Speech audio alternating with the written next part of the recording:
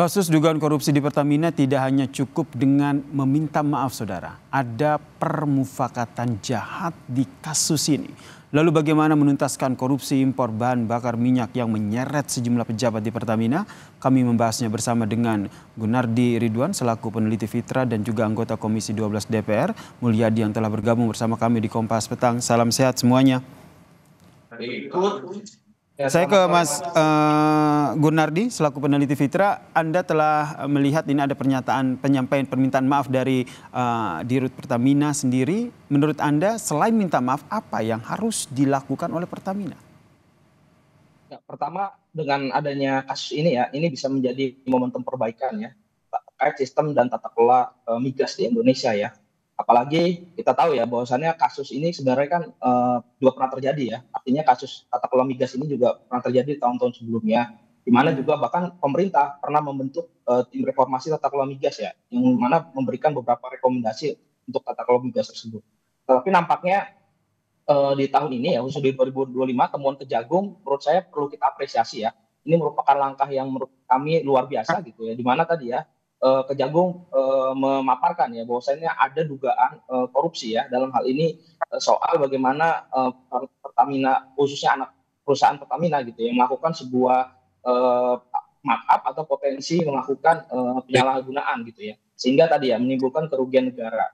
Apalagi saya pikir ya rentang tahunnya juga cukup lama ya, dari 2018 sampai 2023, di mana juga di situ ada era pandemik ya, di mana masyarakat pada saat itu sedang mengalami kesulitan secara ekonomi, tapi ada sekelompok orang gitu yang mendapatkan keuntungan. Dan saya pikir pemerintah perlu melakukan tindakan gitu, tindak tegas pelaku yang kemudian diduga ya melakukan indikasi korupsi. Dan juga saya pikir ini tidak bisa main-main ya. Pemerintah ataupun aparat penegak hukum juga perlu menelusuri ya kemana alirannya gitu ya, biar lebih jelas dan juga tidak hanya mengambang di atas saja gitu. Menelusuri aliran ini lebih jelas sehingga memang Pertamina ini benar-benar harus diselamatkan, dengan catatan memang orang-orang yang terlibat dalam kasus di dugaan korupsi ini juga diusut begitu. Anda melihat sistem pengawasannya seperti apa, Pak Mulyadi dari Komisi 12 DPR?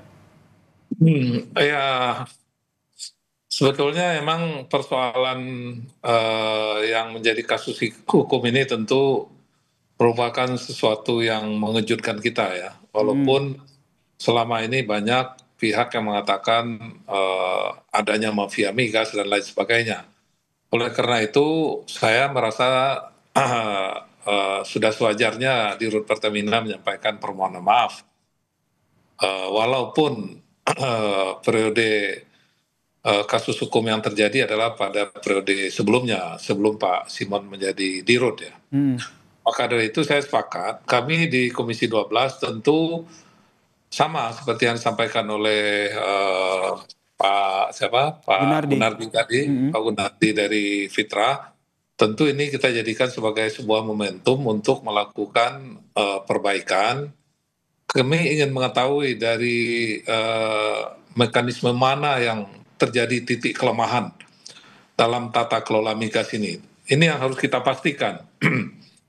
Dari titik bagian mana, mulai dari hulu sampai hilir, di bagian-bagian mana yang harus kita lakukan perbaikan. Bahkan sebetulnya undang-undang migas itu, revisi undang-undang migas sudah lama kita ingin lakukan revisi, namun sampai saat ini belum terjadi.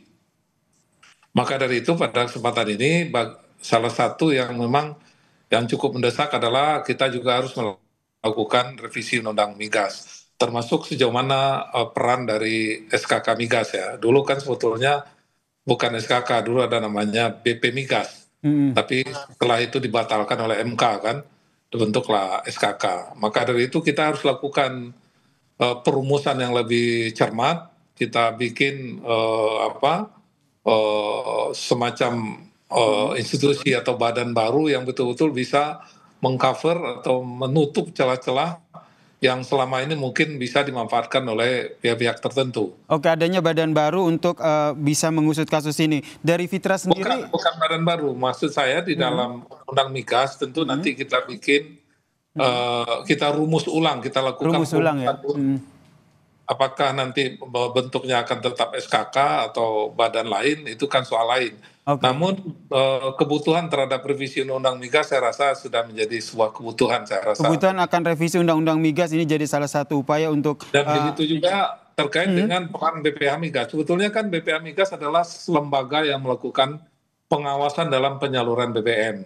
Tapi dalam praktek sehari-hari BPH Migas khususnya dari aspek personil memang sangat terbatas dan juga belum memiliki sistem IT yang canggih. Makanya pada beberapa kesempatan saya mengusulkan agar BPH Migas dengan keterbatasan yang ada, mereka harus membuat sistem IT yang mampu melakukan monitoring yang baik, sekaligus Oke. juga bisa menampung keluhan-keluhan masyarakat atau pengaduan-pengaduan yang segera dapat ditindaklanjuti. Baik, saya ke Mas Peter. Mas Peter, apakah ini saja sudah cukup untuk mengembalikan bisa dikatakan citra Pertamina begitu? Karena kita lihat ini masyarakat publik akhirnya kecewa, merasa dibohongi dengan dugaan Pertamax oplosan ini.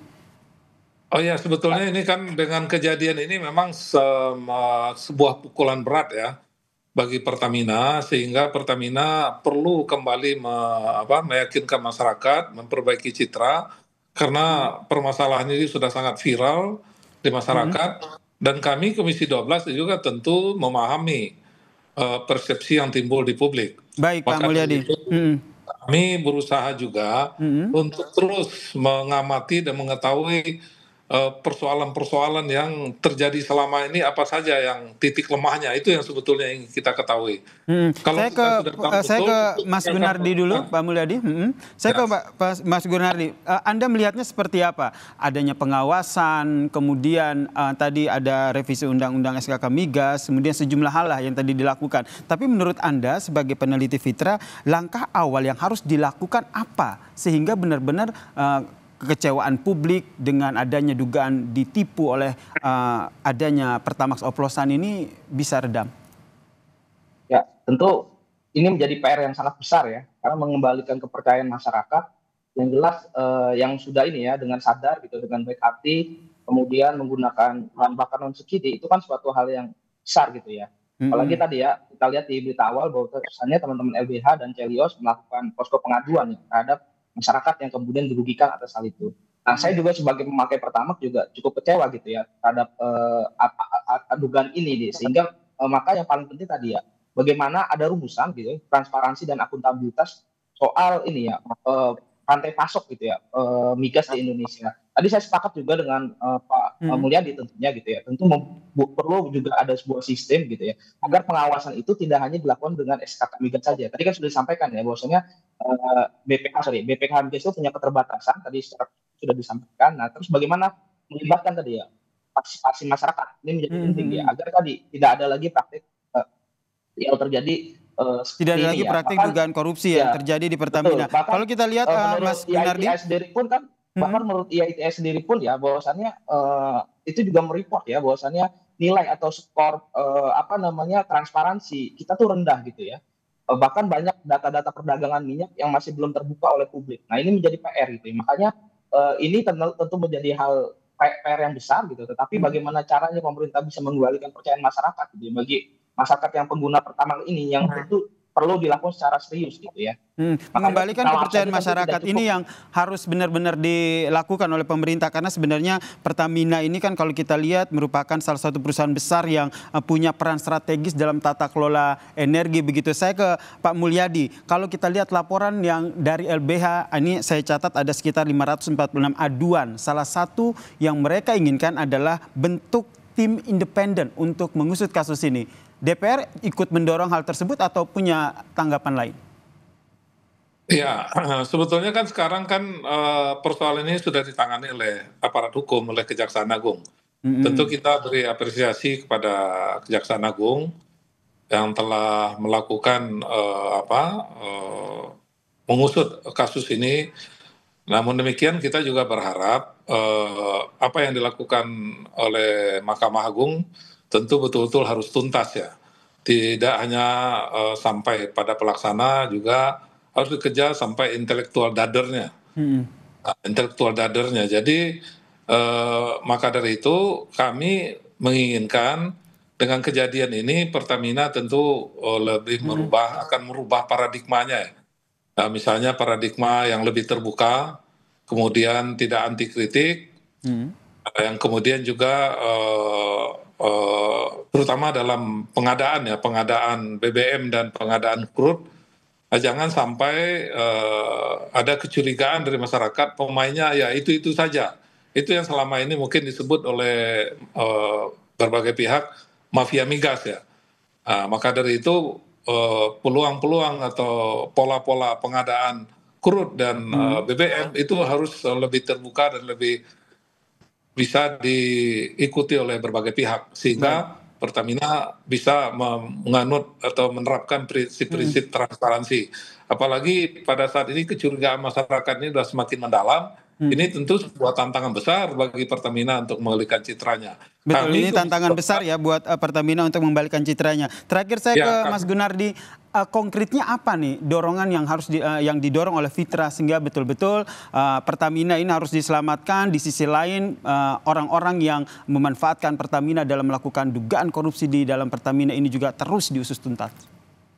Ya, yang pertama sebenarnya ini ya, sebelumnya itu kita pernah membentuk ya tim reformasi tata kelola migas ya. Saya pikir banyak rekomendasinya itu belum dituntaskan ya, seperti menghentikan impor RON 88, melakukan audit forensik, terus juga termasuk membangun kilang baru ya. Itu kan sebenarnya untuk membuat kita tidak tergantung ya melakukan impor gitu ya. Tapi untuk konteks kasus yang ini gitu ya, Fitra juga memberikan rekomendasi gitu ya yang cukup, yaitu tadi ya, mungkin juga melibatkan PPATK gitu ya dalam melakukan penyelidikan tentang aliran uang, karena jangan sampai berhenti di 9, bisa jadi pemainnya lebih besar. Nah ini kan tadi ya kasusnya ini tahun-tahun sebelumnya juga pernah terjadi gitu dan cukup besar gitu.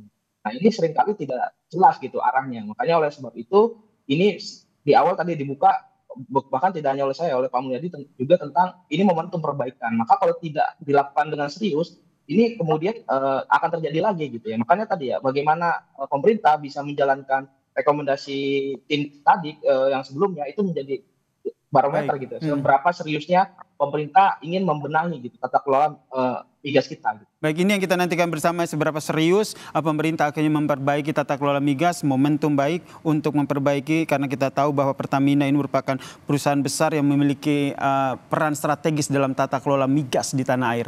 Terima kasih para narasumber saya, ada Gunardi Ridwan, peneliti Fitra, dan juga anggota Komisi 12, Pak Mulyadi telah bergabung bersama kami di Kompas Petang. Salam sehat semuanya.